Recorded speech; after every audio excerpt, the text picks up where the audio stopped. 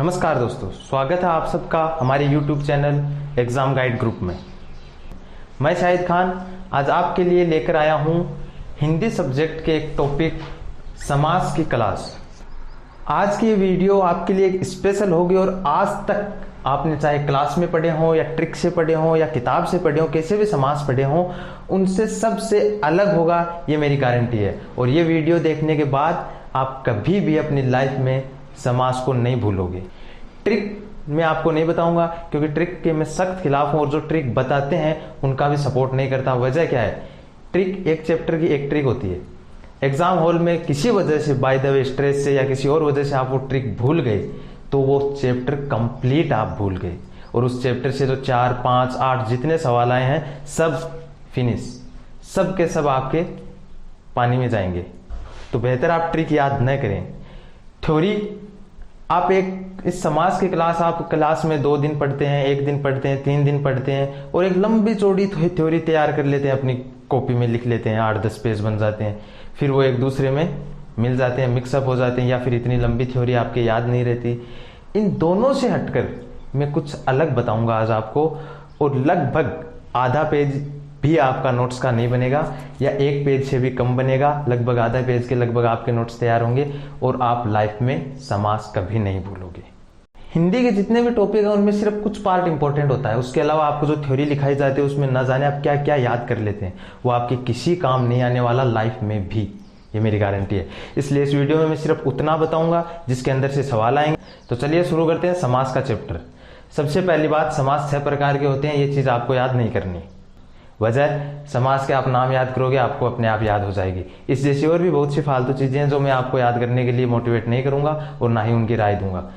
जितना सवाल पूछा जाएगा उतना ही चैप्टर में आपको बताऊंगा और बहुत स्वीट एंड सोबर तरीके से आपको पूरा समास क्लियर करा दूंगा। ये वीडियो एंड तक देखने के साथ साथ आपको लगेगा कि इतना इजी टॉपिक है। समास 6 प्रकार के होते हैं, ये चीज आपको याद नहीं करनी। इसके अलावा आपको याद करना है समास के नाम, वो भी अपने आप याद हो जाएंगे। 6 समास हैं।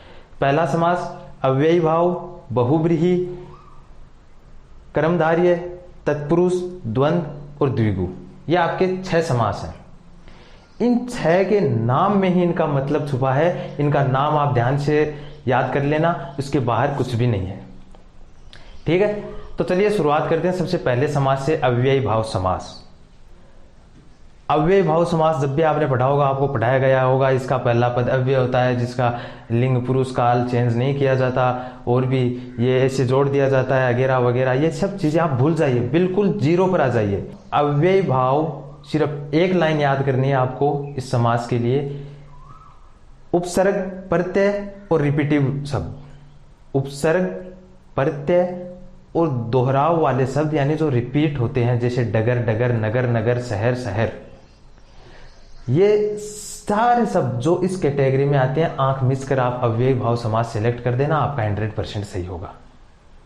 अगर क्वेश्चन में सब दे दिया कि डगर डगर कौन से समास में है तो अव्ययी भाव सिलेक्ट कर देना, और क्वेश्चन आ गया कि अव्ययी भाव में कौन सा समास है, सॉरी अव्ययी भाव में कौन सा है निम्न में से, तो जिसमें ये शब्द आए जो इस लाइन में है, उपसर्ग, प्रत्यय और रिपीटिव शब्द, डबल शब्द, ये इतनी सी लाइन याद रखो, ये समास आपको क्लियर है, कंप्लीट। एग्जाम्पल देता हूं आपको, आजन्म, आमरण, आजीवन, ये सब, या फिर लास्ट में देखिए रात भर, दिन भर, या फिर डबल रिपीटिव मीनिंग देखिए नगर नगर, डगर डगर, ये सब आप जिसमें भी प्रत्यय, उपसर्ग और डबल मीनिंग, ये एक लाइन याद रखिए, आंख मिस कर इसमें डाल दीजिए, 100% आपका क्वेश्चन सही होगा। यहां एक चीज इंपॉर्टेंट है नोट करने लायक कि अगर वो क्वेश्चन आ गया तो आपका गलत होगा और आप मुझे आकर बोलेंगे।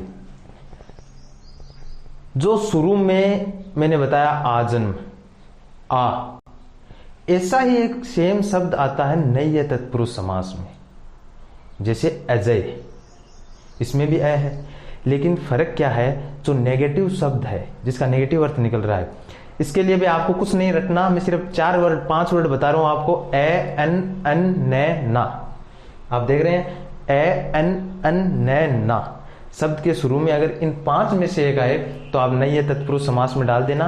हालांकि ये तत्पुरुष समास में मैं दोबारा बताऊंगा, नई या तत्पुरुष समास में डाल देना। इसके अलावा शब्द के शुरू में जो भी आए, लास्ट में जो भी आए, प्रत्यय, उपसर्ग और रिपीटिव मीनिंग आप आंख मिस कर इसमें डाल देना, आपका सही होगा।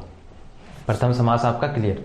अब आइए सेकंड समास में, तत्पुरुष समास। तत्पुरुष समास में भी आपको खूब सारी थ्योरी पढ़ाई गई होगी, लेकिन यहाँ थ्योरी छोड़िए, आप सिर्फ इतना याद रखिए कि कारक वाले सारे शब्द इसमें आएंगे।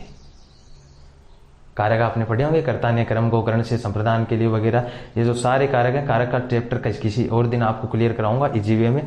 कारक वाले जितने शब्द हैं इसमें डाल दीजिए, 100% सही होगा। तत्पुरुष समास आपका क्लियर, इसके बाहर कुछ भी नहीं इसमें। अब आइए अगले समास में, कर्मधारय समास। कोई बड़ी बात नहीं है, कोई थ्योरी नहीं पढ़नी, कोई ट्रिक याद नहीं करनी, सिर्फ एक लाइन याद करनी है। इसके लिए भी विशेषण विशेष्य, विशेषण विशेष्य वाले सारे शब्द आपको इसमें डालने हैं। ये समास आपका एकदम सही हो जाएगा, क्वेश्चन कभी भी गलत नहीं होगा। विशेषण विशेष्य, उपमेय उपमान भी जिसको हम बोलते हैं, यानी चांद के समान, सूरज के समान मुख वाला, ऐसे जो भी शब्द हैं जिसमें किसी चीज को किसी चीज की संज्ञा दी जाती है, उपमेय दी जाती है, उपमान दिया जाता है, विशेषण विशेषता बताई जाती है, किसी के समान, यानी कंपेयर जब करते हैं किसी चीज को किसी चीज से, तो वो इसमें आएंगे। सिर्फ ये लाइन याद रखो, उपमेय उपमान विशेषण विशेष्य वाले शब्द। और अगर ये भी याद नहीं रहे तो और भी आसान तरीका है, ये 3 शब्द याद रखो, है जो, है जिसका, जिसका है जिसकी, है जो, है जिसका, या के समान। ये 3 शब्द जिसमें आ गए, आप आंख बंद करके इस पर टिक मार देना, कर्मधारय समास 100% सही होगा। इसके एग्जाम्पल में आप देखिए, कर्षण पक्ष, कर्षण है जो, पक्ष है जो आया इसमें आएगा। मंद बुद्धि, मंद है जिसकी बुद्धि, या तो यूं कह दो या कहो मंद है जो बुद्धि, कुछ भी आप बना लो, लेकिन जिसमें है जो, है जिसका, या है जिसके समान, यानी किसी चीज की संज्ञा दी जाती है, उपमा दी जाती है। विशेषण विशेष्य वाले सारे शब्द इसमें आएंगे, उपमेय उपमान वाले सारे शब्द इसमें आएंगे।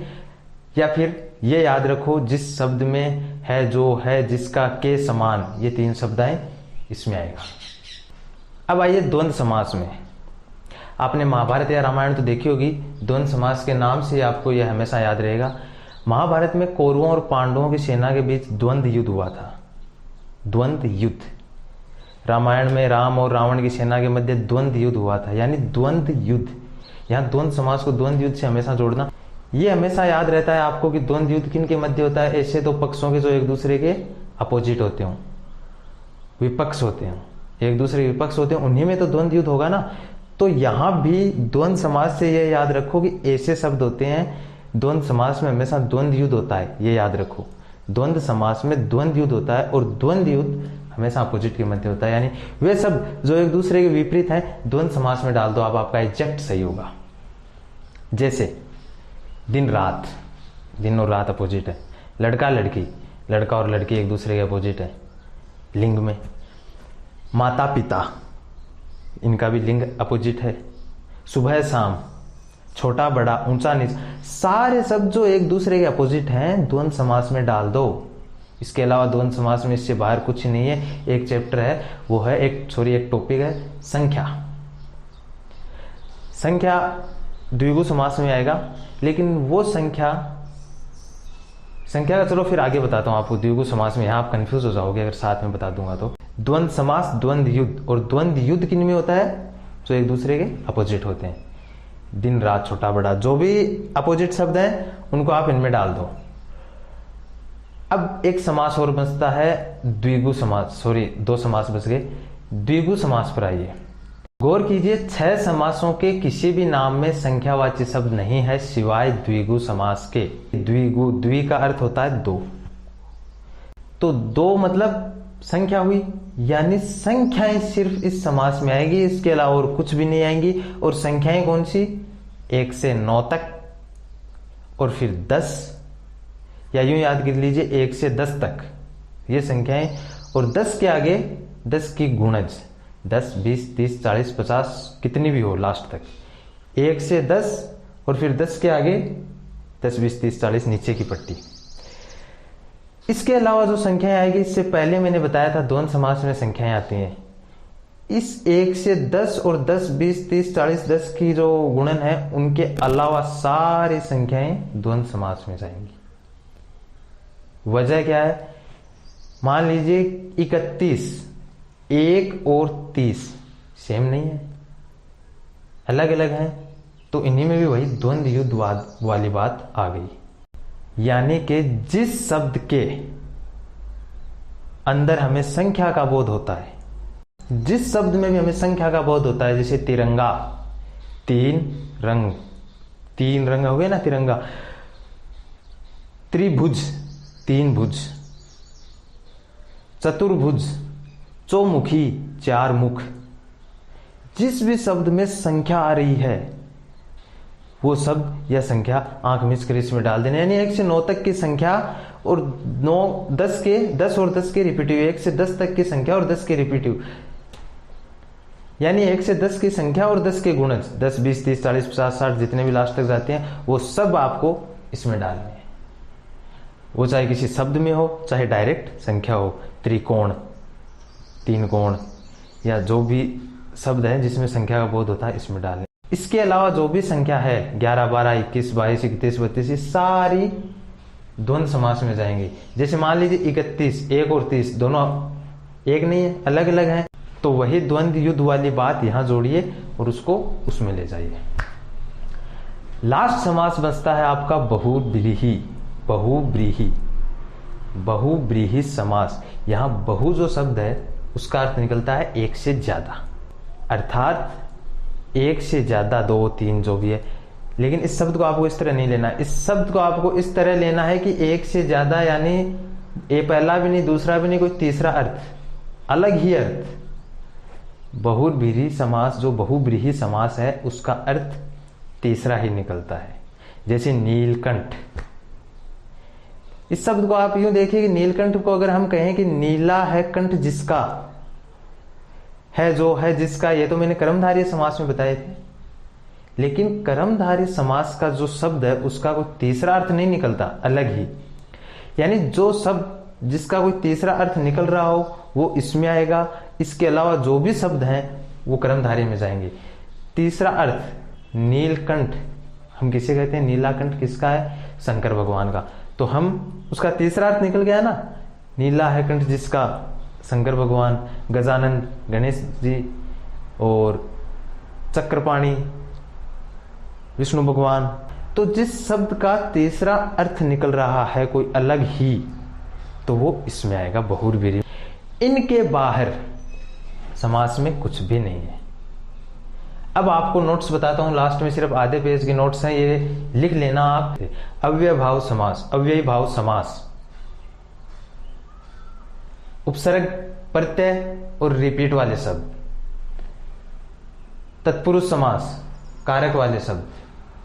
कर्मधारय समास, उपमेय, उपमान, विशेषण, विशेष्य, या फिर है जो, है जिसका, है के समान, ये वाले शब्द। द्वंद्व समास, जिसमें द्वंद्व युद्ध होता हो, और द्वंद्व युद्ध हमेशा किसमें होगा? जो एक दूसरे के विपरीत शब्द हो, या फिर संख्याएं 1 से 9 के अलावा और 10 की गुणज के अलावा। द्विगु समास, संख्यावाची शब्द जिनमें 1 से 9 और 10 और उसकी गुणज संख्याएं होती हों वो। बहुव्रीहि, जिस शब्द का तीसरा अर्थ निकलता हो। बस ये जो आपके आधे पेज के नोट्स हैं, ये लाइन आप याद कर लेना, आप लाइफ में कभी समास नहीं भूलोगे। उम्मीद है दोस्तों आपको आज का ये वीडियो पसंद आया होगा। अगले चैप्टर में, अगले वीडियो में आपको किस टॉपिक पर क्लास चाहिए, मैं बहुत इजी वे में आपको क्लास देने की कोशिश करूंगा। आप कमेंट बॉक्स में कमेंट करके जरूर बताइए। और अगर आपने चैनल अब तक सब्सक्राइब नहीं किया है तो आप जरूर इसे सब्सक्राइब कीजिए, क्योंकि ये चैनल एग्जाम से रिलेटेड ऐसे इंपॉर्टेंट जो पॉइंट्स हैं वो आपके लिए लेकर आता रहेगा।